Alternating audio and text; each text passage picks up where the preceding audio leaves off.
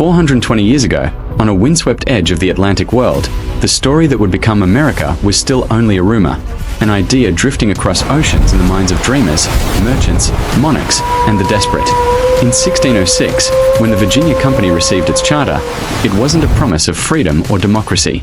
It was a gamble, a high-stakes bet that land could be turned into wealth, that risk could become empire, and that survival could be purchased with courage, luck, and ruthless persistence. And in 1607, when the first settlers stepped onto the muddy banks of the James River to build Jamestown, they didn't know they were laying the first permanent English foundation of a future superpower. They only knew they were hungry, frightened, and very far from home. The early American story begins not in triumph, but in fragility. Jamestown almost collapsed again and again. Disease, starvation, internal conflict, and misunderstanding with indigenous nations threatened to erase it. The land was not empty, as European imagination often claimed. It was alive with thriving civilizations: Powhatan, Wampanoag, Haudenosaunee, Pueblo, and countless others, each with its own political systems, spiritual worlds, and centuries of history rooted in the continent. The newcomers arrived with metal tools and gunpowder, but also with something more powerful, a belief that they had a destiny to claim land and remake it. That belief would shape 420 years of American history, sometimes inspiring people to greatness, and other times giving permission for unimaginable cruelty. In 1620, the Mayflower carried another group of English settlers, Pilgrims, who landed at Plymouth. They are often remembered through softened images, black hats, buckled shoes, and the myth of harmony. But the truth is more complicated and more human. The first winter killed nearly half of them. They survived only with the help and knowledge of indigenous people, particularly the Wampanoag, and individuals like Tisquantum, known as Squanto. Yet even that survival carried a shadow, because the arrival of Europeans would soon bring waves of disease, war, and displacement that devastated native communities. The early colonies grew, but the cost was paid by those pushed aside, those enslaved, and those erased from the official stories. By the mid-1600s, the American colonial world was taking shape. Tobacco fields stretching across Virginia, shipyards and churches rising in New England, plantations expanding in the Carolinas. And threaded through it all was the brutal engine that would build enormous wealth: slavery. In 1619, the first recorded Africans were brought to English Virginia. Over the next centuries, millions more would be taken from their homelands through the transatlantic slave trade, chained in ships, sold in markets, and forced into labor that fueled the growth of the colonies. The American economy expanded not only through pioneering spirit, but through the unpaid blood and sweat of enslaved people. From the very beginning, American history carried two competing realities: ideals of liberty and systems of bondage. The colonies became powerful enough to challenge the empire that birthed them. By the 1700s, the seeds of rebellion were growing: taxes, trade restrictions, and the sense that the British Crown treated colonists as property rather than partners. When the American Revolution erupted in 1775, it was not just a war of muskets and marching armies. It was a war of ideas. The Declaration of Independence in 1776 declared that all men are created equal, and those words crackled with revolutionary fire. They inspired ordinary people to fight. They changed the language of human rights. But they also exposed a painful contradiction. Many of the men who wrote those words owned enslaved human beings. The nation was born with a split soul, proclaiming freedom while denying it to millions. After independence, the United States became an experiment unlike any other. A new constitution was written, designed to prevent tyranny and balance power, but it was flawed from the start. It protected slavery. It limited full citizenship. It built democratic machinery while leaving women and indigenous peoples outside the circle of rights. Yet even with its contradictions, the American Republic grew with extraordinary speed. The new nation expanded westward, through purchases like the Louisiana Territory, through treaties, and through wars. Expansion was celebrated as manifest destiny, the belief that Americans were meant to spread across the continent. But for native nations, it was invasion. It was forced removal. It was broken promises and burning villages. The Trail of Tears in the 1830s, when the Cherokee and other tribes were forced to march west under horrific conditions, is one of the clearest examples of America's growth being built on dispossession. The 1800s became an era of transformation and tension. Industrialization brought factories, railroads, and new cities. Immigration surged as people arrived from Ireland, Germany, China, and many other places, seeking opportunity and escaping hardship. But the question that haunted the nation grew louder. Would the United States remain half free and half enslaved? The conflict was not abstract. It was lived in families torn apart on auction blocks.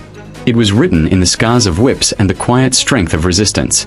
Enslaved people fought back through rebellion, through sabotage, through escape routes like the Underground Railroad. Abolitionists, black and white, organized, spoke, and risked their lives. Harriet Tubman became a symbol of fearless liberation. Frederick Douglass shattered lies with truth, declaring the nation must live up to its own ideals. When the Civil War erupted in 1861, it became the deadliest conflict in American history. Brother fought brother. States split. The nation nearly collapsed. But beneath the smoke and gunfire was the central truth. Slavery was the core.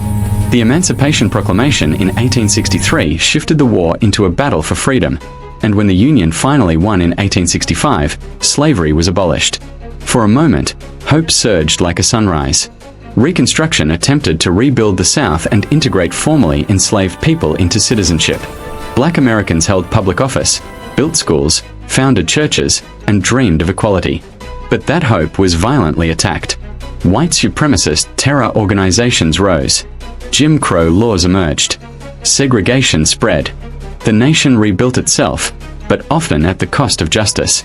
As the 1900s opened, America entered the world stage with new power.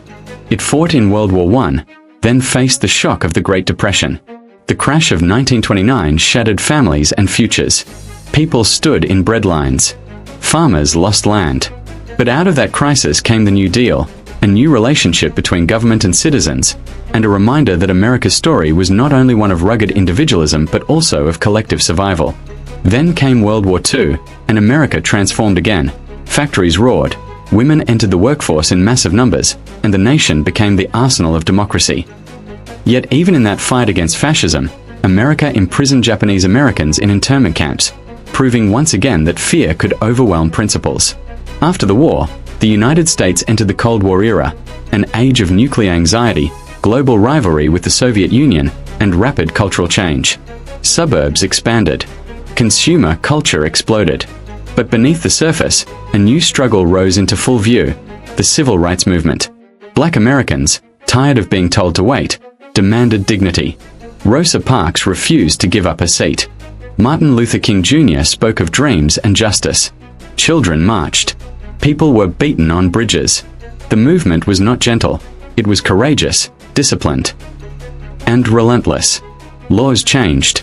Segregation was dismantled in many forms. The Voting Rights Act of 1965 became a milestone. But the struggle was not finished, because inequality does not vanish with ink on paper. It adapts. It reshapes itself. The late 20th century became a time of both progress and turbulence. The Vietnam War divided the nation, challenging trust and leadership and shaking the faith of a generation. The women's rights movement expanded opportunities and demanded autonomy. Indigenous activism, Latino civil rights movements, and LGBTQ+ movements fought to be recognized not as outsiders but as Americans whose stories mattered. Meanwhile, the country experienced moments of enormous pride. The moon landing in 1969 proved that human imagination could leap beyond Earth itself. And yet, poverty remained. Racism persisted. The promises of freedom and equality remained incomplete. As America stepped into the 21st century, it faced new challenges and new definitions of its identity. The attacks of September 11, 2001, tore open the nation's sense of security and reshaped global politics. Wars followed. Patriotism surged, and so did fear and division. Technology revolutionized daily life. Social media changed how people communicated, organized, and clashed. The economy expanded and crashed again in 2008, revealing deep fractures in wealth and opportunity. At the same time, cultural shifts accelerated. America became more diverse, more interconnected, and also more polarized. Then came moments that felt like history turning in real time. The election of the first black president, the rising conversations about systemic racism, the protests that erupted after the deaths of people like George Floyd and Breonna Taylor, and the nationwide reckoning with justice. The COVID-19 pandemic, beginning in 2020, became a global storm that tested American resilience. It exposed weaknesses in healthcare systems, deepened social divides, and reminded every person that history is not a distant chapter. It is something that can crash into your home without warning. And now, at 420 years since Jamestown, the American story is still unfinished. That is perhaps the most important truth of all. America is not a single narrative. It is a chorus, sometimes harmonious, sometimes painfully dissonant. It is the story of indigenous nations still fighting to protect their lands and languages. It is the story of enslaved people who survived and built culture from suffering. It is the story of immigrants who arrived with nothing and shaped everything. It is the story of workers, artists, inventors, and activists. It is the story of soldiers and teachers, of farmers and scientists, of those who held power and those who demanded accountability. The emotional heartbeat of American history is not just about wars and presidents. It's about ordinary people. The mother who crossed an ocean to give her children a chance. The enslaved man who learned to read in secret by candlelight. The indigenous elder who kept a language alive when others tried to silence it. The young woman who marched for the right to vote, laughed at threats, and refused to shrink. The factory worker who stood on a picket line for fair wages. The scientist who looked at a star and asked, "What else is possible?" These are the people who carried the nation forward, sometimes pushing it, sometimes holding it together, sometimes refusing to let it collapse under its own contradictions. 420 years is a long time, and yet it is only a heartbeat in the age of the continent's first peoples. America's rise has been dramatic, loud, and world-changing. But with every celebration must come remembrance. Because progress without truth is not progress, it is denial. And the power of this nation has always depended on whether it chooses to face its own story honestly. The American identity has never been fixed. It is rebuilt in every generation. And that means the future is still open. The past shows us what humans are capable of, both beauty and brutality. But it also shows something else, that change is possible. That systems can fall. That rights can be won. That voices once silenced can rise and transform the world. So as we look across 420 years, we do not look at a perfect nation. We look at a nation in motion. A nation that has stumbled, fought, and reinvented itself again and again. The question has never been whether America has made mistakes. The question is whether America has the courage to learn from them. Because the next chapter is not written by the past. It is written by the present. And whether America becomes a stronger promise or a broken one depends on what its people choose to build, together.